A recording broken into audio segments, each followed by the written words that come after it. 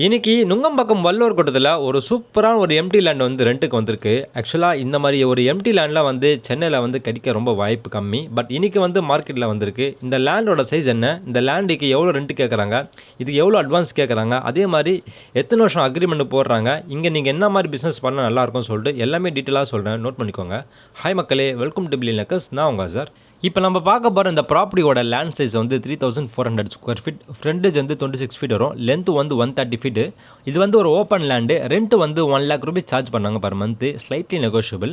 Agreement வந்து 4 days போட்டிருக்காங்க, advance வந்து 10 மந்த்து. இந்த மாதிரி ஓப்பன் லேண்டில் எந்த மாதிரி பிஸ்னஸ் பண்ணால் நல்லாயிருக்கும்னு சொல்லிட்டு சில ஐடியா நான் சொல்கிறேன். இல்லை ஆல்ரெடி உங்கள்கிட்ட ஐடியா இருந்துச்சுன்னா நீங்கள் அது கூட அப்ளை பண்ணலாம்.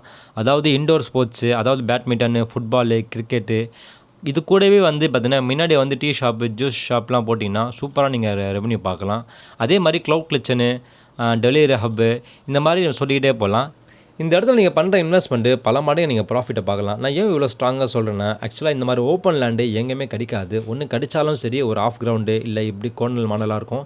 இது வந்து ஒரு கேக் பீஸ் மாதிரி ஒரு 3600 ஸ்கொயர் ஃபீட்டில் இருக்குது. சூப்பராக நீங்கள் பண்ணலாம். கிரவுண்டு ஃபஸ்ட்டு கூட நீங்கள் அழகாக கட்டிக்கலாம்.